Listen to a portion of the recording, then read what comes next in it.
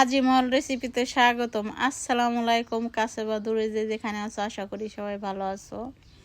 তো রুই মাছ ভুনার একটা রেসিপি আজকে তোমাদের কাছে শেয়ার করব। মানে এইভাবে ভুনা করলে যে কী যে মজা হয় সেটা বাসায় ট্রাই না করলে বুঝতে পারবে না। একটু নুন দিয়ে আর 1 চামচের মতো ভিনেগার দিয়ে মাখিয়ে রেখে দিলাম। এইদিকে আমার উঠানে অনেক বিলেতি সস পাতা হয়েছে, তো বিলেতি সস পাতাগুলো তুলে নিছি। এখানে ছোট সোয়াদ জিরা, শুকনো মরিচ, রসুন আর বিলেতি সস পাতাটা একদম বেটে মিহি করে নিব অল্প অল্প পানি দিয়ে।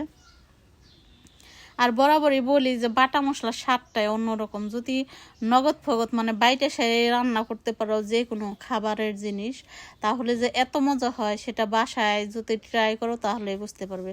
তো এখানে পেঁয়াজ কুচি আর কাঁচামরিচ নিয়েছি, এইগুলোকে আমি একটু বেটে মিহি করে নিব। তো দেখো এই যে বেটে মিহি করে নিয়েছি, এখন তুলে নিচ্ছি।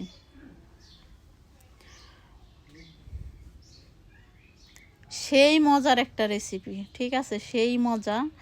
তো এই যে শুকনো মরিচ, সস পাতা সব কিছু যে বাইটে রাখছিলাম, একটু নুন দিয়ে দিলাম, দিয়ে দিচ্ছি একটু সর্ষের তেল, 2 চামচের মতো সর্ষের তেল দিয়ে দিচ্ছি। সর্ষের তেলটা আর এই বাটা মশলার মানে গ্রানটা একাকার হয়ে তরকারিটা জাস্ট মানে অমৃতর মতো হয়েছে, একদম অমৃত এইরকমই মানে খায় বলছে। তো আমার কাছেও খুবই ভালো লাগছে। তো হাত দিয়ে নেড়ে মাখিয়ে নিলাম। এখন মাছটা দিয়ে দিচ্ছি। মাছগুলো একদম বটি বটি করে আমি কেটে ধুয়ে পরিষ্কার করে নিলাম। তো মাছটা একদম বটি বটি করে কাটতে হবে। বিসমিল্লাহির রহমানির রহিম। তো মাখিয়ে নিয়ে নিলাম, দিয়ে দিলাম একটা পাত্রে পরিমাণ মতো তেল, দিয়ে দিচ্ছি পেঁয়াজ কাঁচামরিচ বাটাটা। আর তোমরা দেখে হয়তো বা বুঝতে পারো যে আমি এক হাত দিয়ে রান্না করি, এক হাত দিয়ে মানে ভিডিওটা করি। তো এর জন্যই বেশিরভাগ আমার রান্না করতে অনেক সমস্যা হয়। তারপরেও তোমাদের ভালোবাসা পাই না, রান্নাটা মনে হয় অনেকেই খারাপ হয় না কি জানি না। দিয়ে দিলাম 1 চামচের মতো আদা বাটা, নেড়ে চেড়ে একটু মিশিয়ে নিলাম। এখানে দিয়ে দিচ্ছি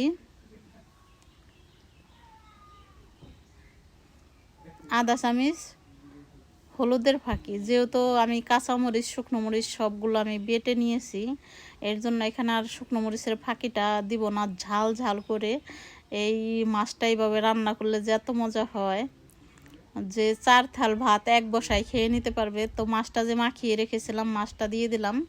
এখন নেড়ে চেড়ে ভালো মতো একটু কষিয়ে নিচ্ছি। কষিয়ে নিয়েছি, এখানে দিয়ে দিচ্ছি আস্ত কিছুটা রসুন।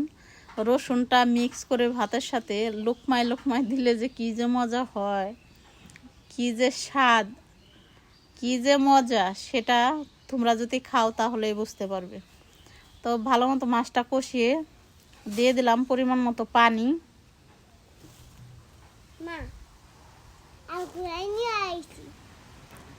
পরিমাণ মতো পানি দিয়ে রান্না করে একদম দেখো ভুনা ভুনা হয়ে গেছে। এখন আমি নামিয়ে এটাকে সাদা ভাতের সাথে পরিবেশন করব। একদম ভুনা করে নিয়েছি। মাশাল্লাহ, দেখতে যতটা লোভনীয় হয়েছে, মাশাল্লাহ খেতে যে এত সুস্বাদু হয়েছে। তোমরা বাসায় অবশ্যই অবশ্যই ট্রাই করো। আর যদি ভালো লাগে তাহলে লাইক, কমেন্ট, শেয়ার, সাবস্ক্রাইব করে আমার পাশে থেকো।